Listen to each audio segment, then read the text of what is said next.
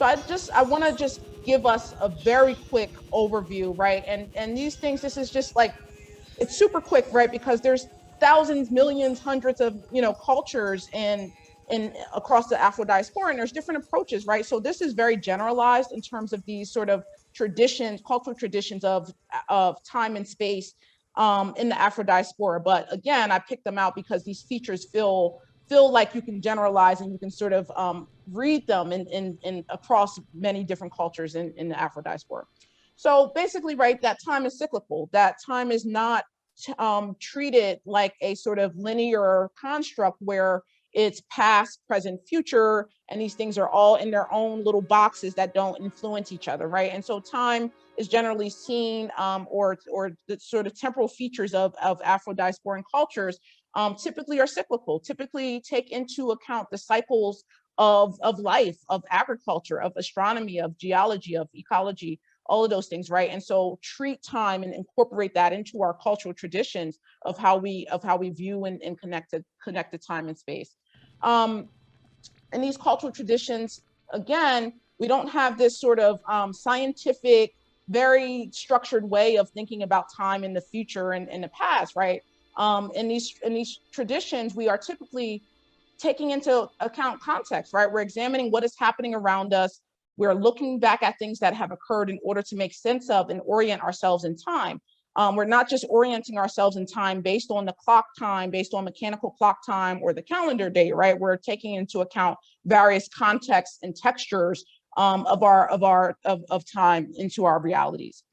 Events that have not yet occurred and are not imminent are situated in this realm of no time. I don't have time to talk about this today, but I've written a ton of essays about this, and as have others, right? So you can get deeper into this at a different time. But again, just generally speaking, events that have not yet occurred or not imminent are situated in sort of this realm of no time, which has a sort of quantum physics correlation, right? Of until you observe something, until you measure something, right, it exists in all its different possibilities. And so until you have that collapse, right, events and situations are sort of in this realm of no time. And so there's also these sort of other features, these features of time, the Sasa period and the Zamani period. A lot of this comes from the work of John Mbiti, who passed away a couple years ago. And some of his work was actually challenged by other African scholars, which is really interesting. They actually wrote a whole book, like sort of challenging his conceptions of time. But then he like wrote a response to it being like, hey, actually, this is what I meant. But I find a lot of utility in his structures of thinking about the Sasa period, which is sort of the recent past, the present, and the very immediate future, and then the Zamani period, which is this sort of deeper, more infinite past.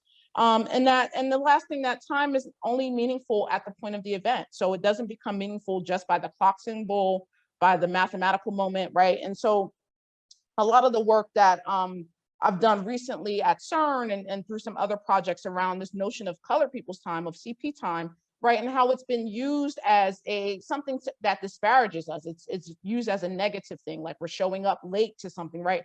But it's really it's a throwback to our sort of cultural traditions of time, right? And that time is not based on, again, it's contextualized. It's not just based on the clock time, right? When we show up to a party, that's when the party starts, or when we all come together to create time together, to create the moment together, to create the event together, that's when it starts. That is when time begins, right? Times that we create together.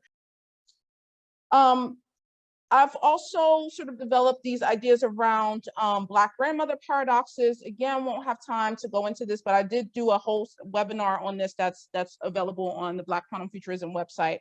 But basically, these features of time, so the grandfather paradox, if anyone is a fan of time travel fiction, right, is a paradox that says that we can't go back in time, because if we were able to go back in time, right, we could kill our grandfather, and that could just shake things up and split the universe apart.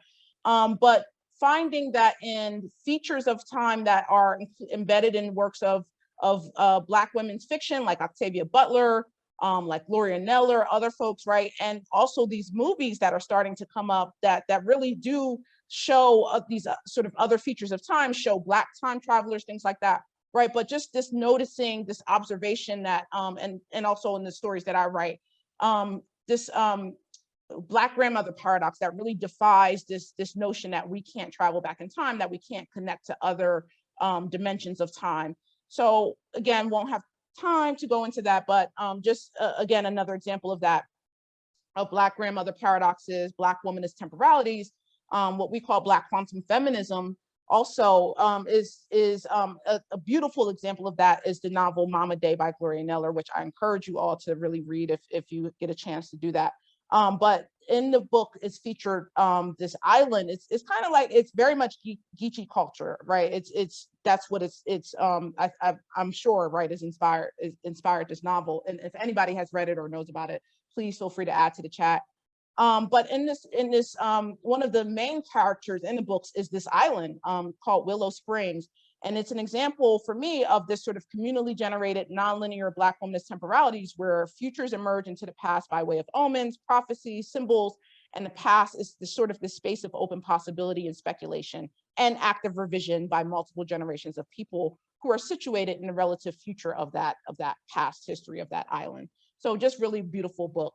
Recently did a project called in North Philly, which is where we do a lot of our work, where we built this Black grandmother clock that serves as a sort of oral history, oral futures booth where people can sort of just push a button and it stores memories and holds memories. And then we sort of feed those memories back into a soundscape or a sound shower you don't see it in this video.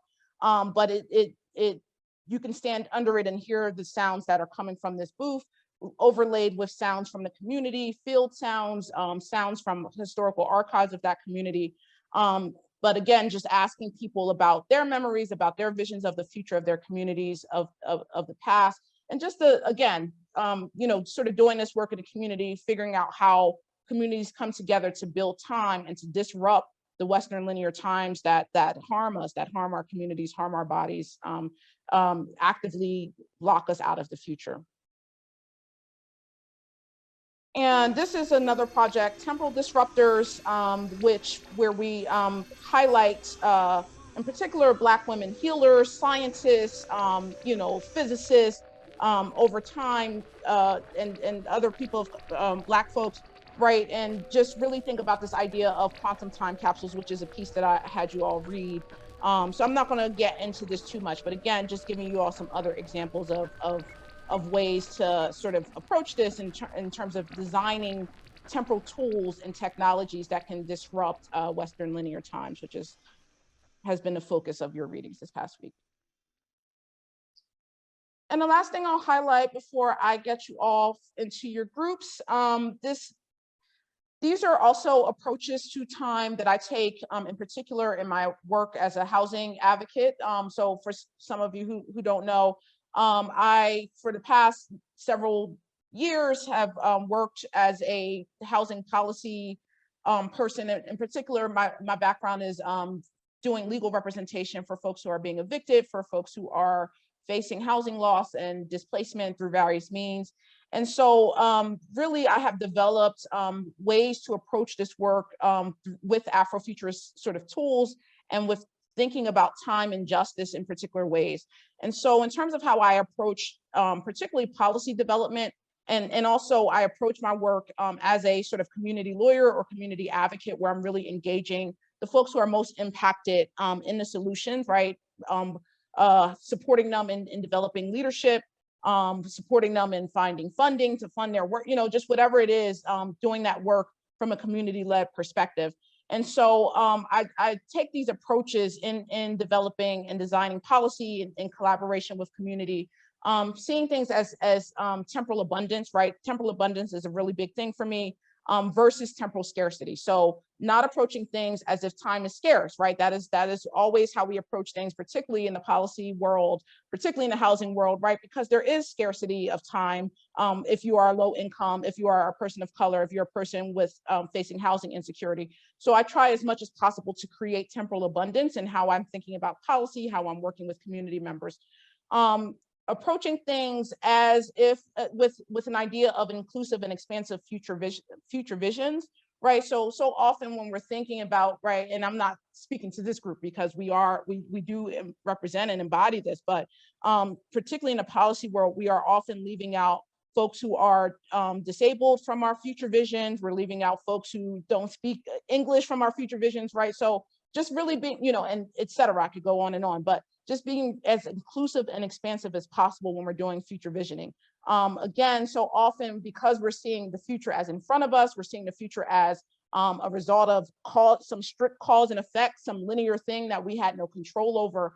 Our futures do not include the people who have been left out. You know, and so just having that expansive vision of the future. And then understanding the nature of temporal conflicts, particularly and understanding how political and white supremacist time operates in these systems, right? And then also the last one is seeing the past, present, and future as open possibilities. And I just bundled those all into one because I wanted to give a quick example of how I approach this in my policy work. And so one just quick example is, and this is one that if you all have heard me speak before, you've heard me talk about this example, but it's just the quickest one to go to. And it's the one that is visually, right? It's just visceral. So the majority of people who end up in eviction court across the country, but in Philadelphia in particular, where I come from, right, is the people who are in eviction court, 74% of them are Black women and their children. And every time you go, and every time you're threatened with an eviction, you get an eviction record. And so that record follows you forever because there are no mechanisms to hide or mask that record from view. And anybody can go and look it up and find it, right? And so those eviction records, because they are used by landlords routinely, they lock Black women in particular out of the future. They lock Black women out of the future of housing stability. And so some of the solutions that we came up with in Philadelphia to address this issue was a law that would not allow landlords to look at the eviction records beyond a certain time period, right? And so cutting off, again, thinking about the sort of temporal nature, the way time is embedded, the way in which these eviction records are open forever, and sort of designing solutions that are going to mask those records or put some time limitations on them. So that way that we're opening up possibilities for the future that were previously foreclosed because of those records. So again, that's just one example, but these are ways and approaches of how designing time in policy in the things that impact real people's lives.